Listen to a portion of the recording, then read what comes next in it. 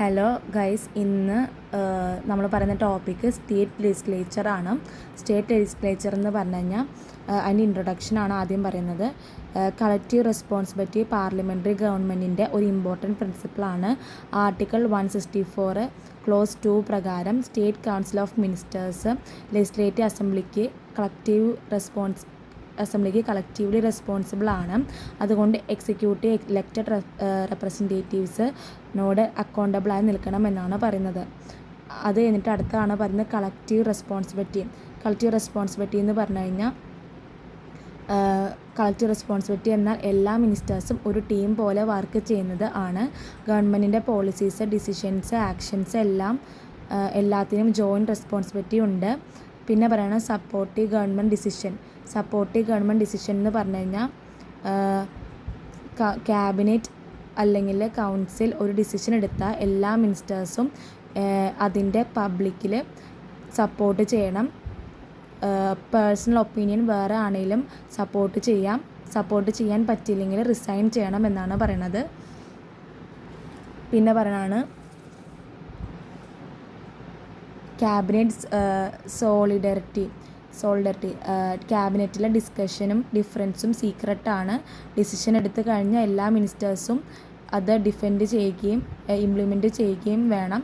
ഇതിനെ cabinet solidarity എന്ന് പറയുന്നു. ഇനി responsible to the legislative assembly. ഇതിൽ പറയുന്നത് വെച്ച് കഴിഞ്ഞാൽ ലെജിസ്ലേറ്റീവ് അസംബ്ലി കൗൺസിൽ ഓഫ് മിനിസ്റ്റേഴ്സിനെ കൺട്രോൾ ചെയ്യുന്നത്.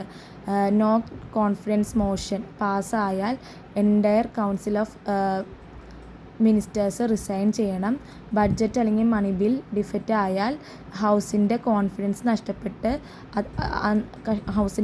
നഷ്ടപ്പെട്ടെന്നാണ് അർത്ഥം. മിനിസ്റ്റർ റിസൈൻ ചെയ്യേണ്ടി വരും. സെൻസർ മോഷൻ ഗവൺമെൻറ് പോളിസീസിനെ ക്രിട്ടിസൈസ് ചെയ്യാം. Cut motion government expenditure scrutinise ചെയ്യാം. ഇതിനെ കൺക്ലൂഡ് ചെയ്യുകയാണ്. കളക്റ്റീവ് റെസ്പോൺസിബിലിറ്റി കൊണ്ട് കൗൺസിൽ ഓഫ് മിനിസ്റ്റേഴ്സ് ഒരു യുണൈറ്റഡ് ടീം പോലെ വർക്ക് ചെയ്യുന്നു.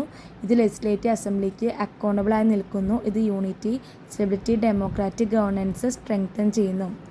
അടുത്ത ടോപ്പിക്കാണ് കോമ്പോസിഷൻ ഓഫ്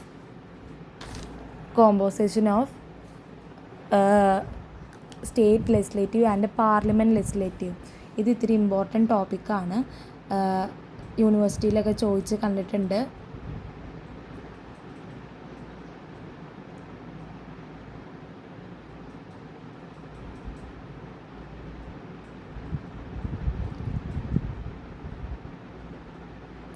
ഇനി ഇതിൻ്റെ ഇൻട്രൊഡക്ഷൻ പാർട്ട് പറയാം.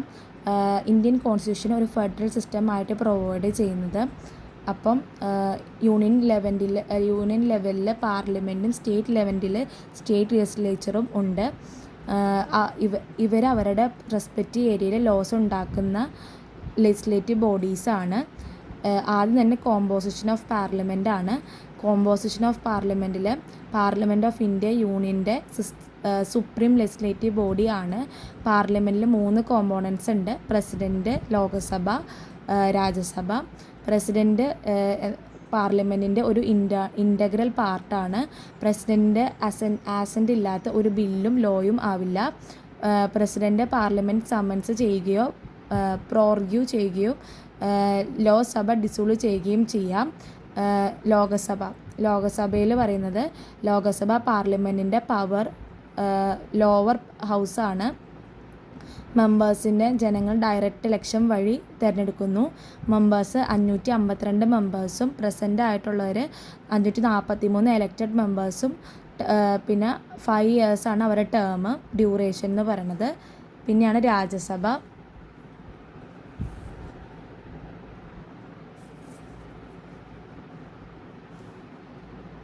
രാജ്യസഭ ആണ് കൗൺസിൽ ഓഫ് സ്റ്റേറ്റ്സ്.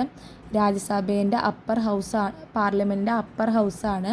മാക്സിമം 250 മെമ്പേഴ്സും 238 സ്റ്റേറ്റ് ലെജിസ്ലേറ്റീവ് അസംബ്ലി എലക്ട് ചെയ്യുന്നു. 12 പ്രസിഡൻറ്റ് നോമിനേറ്റ് ചെയ്യുന്നു. പെർമനൻ്റ് ഹൗസാണ്. 2 ഇയേഴ്സിൽ 1/3 മെമ്പേഴ്സ് റിട്ടയർ ചെയ്യും. ഓരോ മെമ്പേഴ്സിൻ്റെയും ടേം 6 ഇയേഴ്സാണ്. ഈ കോമ്പോസിഷൻ ഓഫ് സ്റ്റേറ്റ് ലെജിസ്ലേറ്റീവ്, അതായത് സ്റ്റേറ്റ് ലെജിസ്ലേച്ചറിൽ ഗവർണർ, സ്റ്റേറ്റ് ലെജിസ്ലേച്ചറിൽ governor, legislative assembly, Vidhan Sabha, legislative council, Vidhan Parishad, bicameral സ്റ്റേറ്റ്സിൽ മാത്രം. അതിൽ ഫസ്റ്റത്തെ വണ്ണാണ് ഗവർണർ. ഗവർണർ എന്ന് പറഞ്ഞു കഴിഞ്ഞാൽ സ്റ്റേറ്റ് ലെജിസ്ലേച്ചറിൻ്റെ ഇൻ്റഗ്രൽ പാർട്ടാണ്. ഗവർണറിൻ്റെ ആക്സെൻ്റ് ഇല്ലാതെ ബില്ലും ലോയും ആവില്ല. ഗവർണർ അസംബ്ലി സമ്മൻസ് പ്രോർഗ്യൂ ഡിസോൾവ് ചെയ്യും. പിന്നെ പറയുന്നത് ലെജിസ്ലേറ്റീവ് അസംബ്ലി, ഇത് വിധാൻ സഭയാണ്. ഇതിൽ പറഞ്ഞ വിധാൻ സഭ സ്റ്റേറ്റ് ലെജിസ്ലേച്ചറിൻ്റെ സ്റ്റേറ്റ് ലെജിസ്ലേച്ചറിൻ്റെ ലോവർ ഹൗസാണ്. മെമ്പേഴ്സിനെ ജനങ്ങൾ ഡയറക്റ്റ് ഇലക്ഷൻ വഴി തിരഞ്ഞെടുക്കുന്നു. Maximum 500, minimum 600 members. സ്മോൾ സ്റ്റേറ്റ്സിലെ എക്സെപ്ഷൻസ് ഉണ്ട്. സ്റ്റേറ്റിലെ മോസ്റ്റ് പവർഫുൾ ഹൗസാണ് ഏത് സഭ? വിധാൻ സഭ. ഇനി ലെജിസ്ലേറ്റീവ് അസംബ്ലി വിധാൻ പരിഷത്ത്. വിധാൻ പരിഷത്തിൽ പറയുന്നത് എന്താണെന്ന് വെച്ച് കഴിഞ്ഞാൽ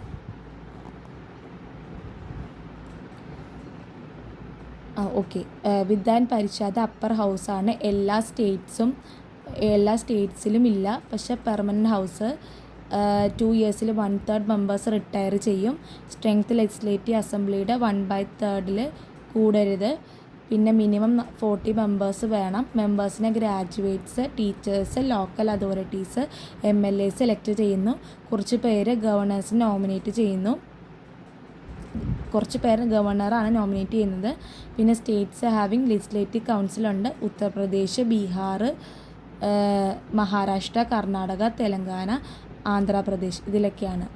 പിന്നെ ഇതിൻ്റെ കൺക്ലൂഡ് ചെയ്യുന്നത് പാർലമെൻറ്റും സ്റ്റേറ്റ് ലെജിസ്ലേച്ചറും ഇന്ത്യയുടെ ലെജിസ്ലേറ്റീവ് സിസ്റ്റമിൻ്റെ ബാക്ക് ബോണാണ്. പാർലമെൻറ്റ് ഇന്ത്യ മുഴുവൻ ലോ ഉണ്ടാക്കുന്നു. സ്റ്റേറ്റ് ലെജിസ്ലേച്ചർ അവരുടെ സ്റ്റേറ്റിന് വേണ്ടി ലോസ് ഉണ്ടാക്കുന്നു. ഇവർ രണ്ടും ചേർന്നുകൊണ്ട് നാഷണൽ യൂണിറ്റിയും സ്റ്റേറ്റ് ഓട്ടോണമിയും ബാലൻസ് ചെയ്യുന്നു. Okay, thank U.